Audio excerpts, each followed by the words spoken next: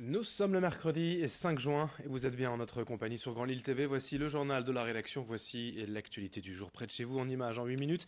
Avec d'abord vos prévisions météo, fait malheureusement comme attendu la pluie va dominer cette journée dans la région, personne ne sera épargné. Des averses plus ou moins fortes selon les secteurs localement, les cumuls de pluie pourraient être importants.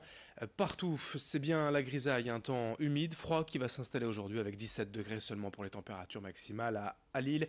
La météo complète bien sûr après ce journal. Dans l'actualité, d'abord plus de 6 mois après l'émergence des Gilets jaunes, d'autres mouvements de protestation tentent encore de se faire entendre. C'est le cas des stylos rouges, ces professeurs en colère contre le manque de moyens dans l'éducation nationale. Ils se disent de nouveau prêts à manifester, notamment en bloquant les épreuves du bac dans une dizaine de jours.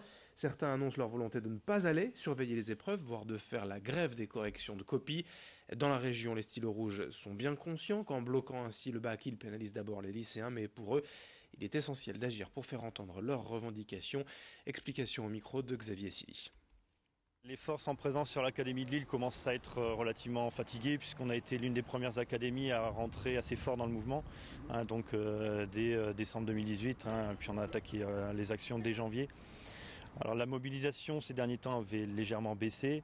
Là on va essayer de recompter un peu les forces en présence, voir ce qu'on peut faire, mais je pense qu'il y aura quand même une bonne mobilisation. À défaut de grandes manifestations, on aura des grévistes sur de nombreux établissements. Le premier jour des épreuves, on va voir comment ça se passe, le taux de mobilisation, voir si y a une mobilisation suffisante dans notre académie, et si on voit que c'est trop faible, on pourra réfléchir à comment agir par la suite. Donc il y a plusieurs possibilités, soit on rejoint d'autres académies pour leur prêter main forte, ou on réfléchit à une grève des corrections, c'est quelque chose qui n'est pas exclu non plus. Dans cette édition également, revenons en images sur l'évacuation hier matin à Lille-Moulin du squat 5 étoiles à l'angle des rues de Valenciennes et Jean Jaurès. Depuis octobre 2017, après l'évacuation de la friche Saint-Sauveur, quelques 200 clandestins occupaient ce bâtiment du bailleur social Partenord. Ils en ont été expulsés hier matin par les forces de l'ordre. La préfecture a justifié cette opération par l'urgence sanitaire et les conditions de vie indignes et insalubres sur place. Ces 200 personnes, hommes, femmes et mineurs, ont été expulsés et ont été soit dirigés vers des centres d'accueil ou expulsés du territoire. On écoute Frédéric Laroche, un des militants qui a tenté hier matin d'empêcher cette évacuation sur place au micro d'Idil Gunay. Des lieux inhabités, il y en a partout à Lille. Il y a partout. Il y a un an de ça, Martine Aubry a accueilli 48 personnes issues de l'Aquarius avec une grande cérémonie. C'est super, c'est vraiment super.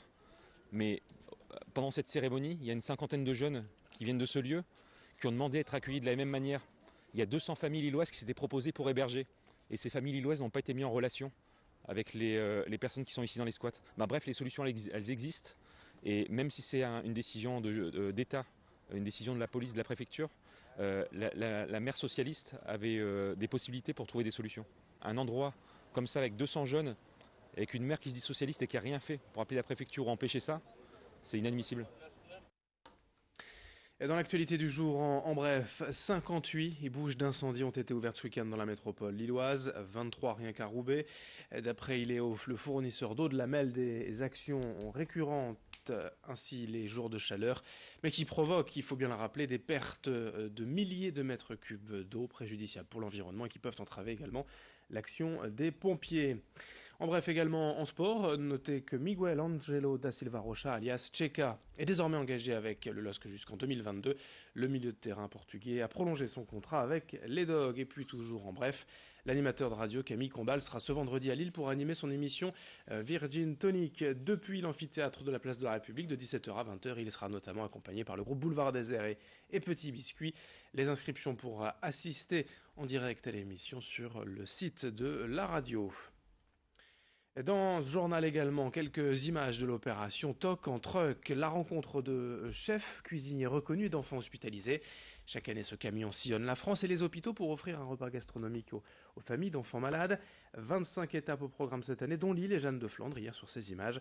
Au menu du jour, des tomates mozzarella, un burger gourmand, des glaces, pour une soixantaine de personnes au rendez-vous, dont de nombreux enfants, forcément ravis de manger autre chose que les plats habituels de l'hôpital. Parmi les chefs participants, vous reconnaissez peut-être le nordiste Camille Delcroix, vainqueur de Top Chef 2018. Explication quant à la démarche avec une bénévole de l'opération Toc en truck au micro de Lucilberte Constant.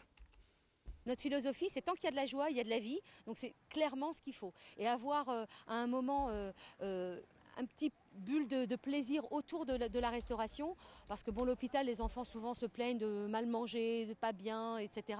Et nous, on est là pour leur apporter un moment de plaisir où ils vont pouvoir, en famille, parce que ça c'est important, renouer les liens autour de la restauration et de la gastronomie. Quand les enfants sont malades, la famille tout entière a tendance à oublier de se dire on va au resto, etc. Donc nous, on amène le restaurant chez eux et ça permet de leur faire passer un bon moment ensemble. Un sujet malheureusement habituel, traditionnel du mois de juin à l'approche de l'été et les risques d'abandon d'animaux toujours aussi nombreux durant les vacances, de chiens, de chats.